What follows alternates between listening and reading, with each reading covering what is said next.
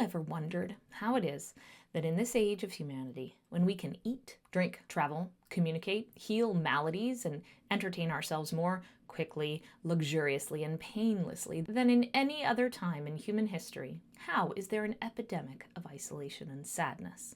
So much so that the U.S. Surgeon General just issued a statement declaring that there is an epidemic and listing all the negative health outcomes associated with this illness. We need to be connected. We need to belong, to be part of a tribe, a culture. And we need it so badly that medicine is now showing us that we actually need it in order to survive. I've been really thinking about exactly what this culture that we need so badly actually is. See, we humans are social animals. Our physical traits co-evolved with our capacity for social complexity. Our brains evolved to be able to interpret social cues. Our eyes evolved to be able to signal gaze direction. Our throats evolved to be able to vocalize, which incidentally means that we are the only mammals that can choke on our food. But if you think that was an evolutionary mistake, think again. It was, in fact, an evolutionary advantage for us to literally risk choking to death every time we ingested anything. Why? Simply because we were much, much stronger and better together. It was an evolutionary advantage to create more and more complex social systems, systems that depended on communication and coordination. Our neural networks essentially extended beyond the confines of our individual minds into a kind of collective mind. And that's really what made us stronger and smarter. We could connect more and more to one another and become a bigger and bigger network. But we could only do this if we had a medium for our connection. This is how we developed culture. Culture gave us a way to share meaning, to negotiate values, and it gave us gestures with which to communicate and affirm or reject those values. Ways of mitigating the pain of existence by sharing both burden and benefit. Culture gave us a process that everyone could participate in, could contribute to, and help to develop and enrich, that provided benefit for both them and the others in their group. That connection itself was created, strengthened, and expanded by the repeating of a particular sequence of actions. And every culture that has ever succeeded in existing, old or young, small or large, technological or primitive, has practiced this sequence. The sequence of vision, work, and feast. First, there's the vision. The sighting of a target, the statement of an intention, the articulation of a goal or an ideal. Then there is the work, the effort to realize that goal or ideal, to hit the target, to fulfill that intention. And finally, there's the feast, the celebratory acknowledgement of having successfully attained the goal, ideal, or intention or target. Even our neurochemical reward system is structured according to this sequence. Behaviorally, both intrinsic and extrinsic motivation are ways in which we engage in this sequence. And most societal institutions have the sequence built into their structures and systems.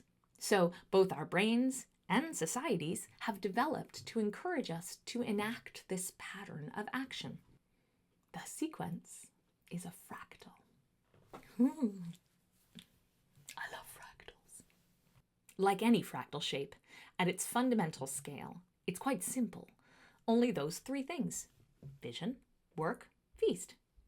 But repeated, layered on top of itself, both at larger and smaller scales, it creates infinite complexity. It's critical, however, to understand that the stability of the sequence is absolutely dependent on commonness. Each step must be enacted in common through negotiation and reciprocity. This is not so much so that the sequence can be completed, but more because we are actually really bad at ascribing value or significance, or even just perceiving anything at all, on our own, without outside input or affirmation. We'll talk more about exactly how and why vision always has to be common in another video. And so, it's actually more correct to represent the sequence as the common vision, the common work, and the common feast. This is because both individuals and civilizations are basically actually groups. Obviously, communities and civilizations are groups. Within any group of humans, there are countless contrasting needs, opposing perspectives, conflicting priorities, antagonistic processes. But the same goes for an individual who has contrasting needs, antagonistic biological systems, conflicting sensory input, and mutually exclusive interests. If I'm being honest, being a person often just feels like endlessly trying to appease a crowd of whiny toddlers that live in my head who are constantly fighting with each other. No matter what scale we're on. With us humans, it's always a negotiation. What is good? The work to attain that good, the acknowledgement of the attainment.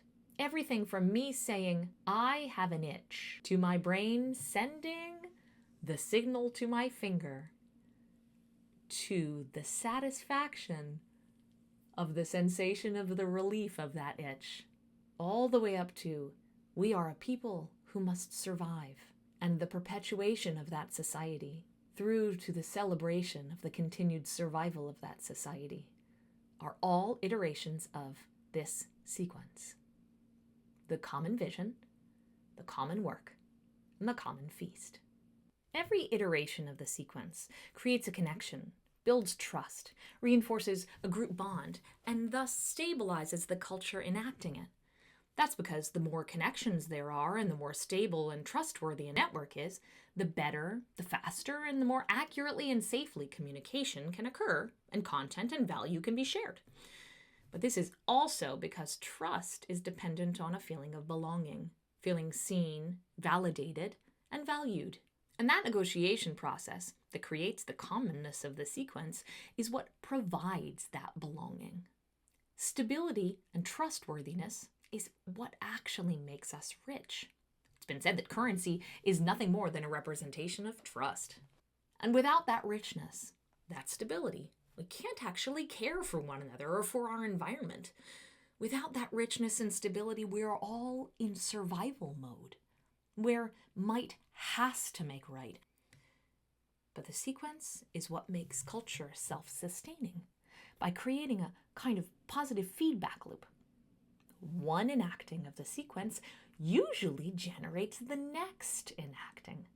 We envision together, negotiate, and agree upon a valued goal, providing for as many needs as possible, hopefully, being realistic about our capacities. Then we undertake the work to make the vision a reality, cooperating and negotiating, offering feedback, and sharing the work in a way that benefits as many members of the group as possible.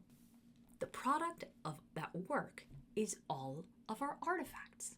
It's here that we engage in or construct all the stories, music, art, religions, cities, institutions, languages, fashions, and technologies that we see as the content of our cultures.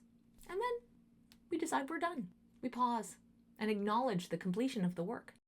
We stop working and we say, we're finished and it's good. And if it's not been as good as it could have been, we at least say that it's over. We acknowledge those who have accomplished the work. We recognize those involved. And it's there, in that pause and reflection, in that celebration, that the next vision is most often articulated. The learning that's happened from the work is incorporated, and we think of how we can do something even better.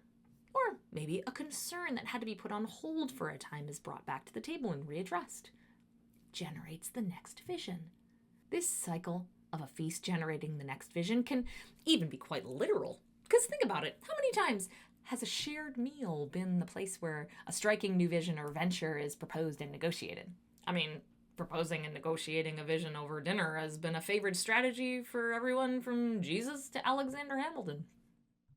But the product of our common work, the creation of all those cultural artifacts, the art, stories, music, languages, architecture, tools, institutions, religions, technologies, are not themselves our cultures. They're the content of our cultures. Today, it's helpful to have available to us the metaphor of a digital network on which we share content like this. But it's the stability of that network that makes the creation and sharing of the content possible. The culture itself is not its artifacts. The culture is the means by which we generate and share our artifacts. But neglecting the network, the hardware, the wires, the electrical grid, means that nothing can be shared. No matter how great our content might be. You can have the most amazing content in the world, and if you can't connect to the network to share it, it's essentially worthless. And the content will die with you. Imagine a fabulous artist whose artwork never gets shared to viewers. Or a medical discovery that never reaches patients so desperately in need of it. Or a language that no one speaks anymore. This, I think, is where modern humans find ourselves. We have incredible content, but somehow we can't figure out where to put it, or how to enjoy it, or how to use it to make us happier and more connected. Or better, we've been like gamers, forgetting that you can't get online and play your game if you don't have adequate wiring in your house. Because we're not maintaining our connection. We're not continually engaging with the sequence, with our common vision, common work, and common feast. So it doesn't matter how awesome the stuff we have to share today may be. If the hardware of the culture deteriorates, all that stuff may as well be worthless. So we have to actually do all 3 steps of the sequence. Now, one thing that's clear about us modern humans is that we're pretty good at the work part. Matter of fact, we can spend our whole lives in it, never celebrating, never acknowledging our achievements. In fact, I think we're stuck in the work right now. So one obvious step we can take to revitalize culture and recommit to the sequence is simply to stop working and feast more regularly.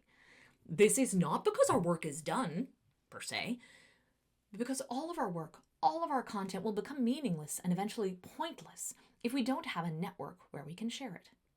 So, here's what we've learned. Humans are social animals, and our neural networks expanded beyond just our own minds into a shared mind. That shared mind created more and more profoundly beautiful content, the products of our cultures, our artifacts. But the cultures themselves were not the artifacts, and we became enamored with the idea that we could simply stay working, building, and that would strengthen our cultures. And so we modern humans have gotten a little addicted to work, not realizing that we have to re-engage with the sequence over and over again on large and small scales in order to integrate our personalities and our motivations in order to operate in a healthy way in our households and our relationships, in order to have more cooperative, more sustainable, and healthier communities, and in order to negotiate the challenges of a complex society. So we're stuck in the work. Now, it's time to stop and celebrate. And in that celebration, to communicate, to negotiate, to acknowledge. And it just may be that in that celebrating, we come to a new vision, where others can join us in the new work of creating more healthy, more stable culture. Come along with me as we continue to explore the sequence, to understand the principles that govern it, as we learn to create artifacts.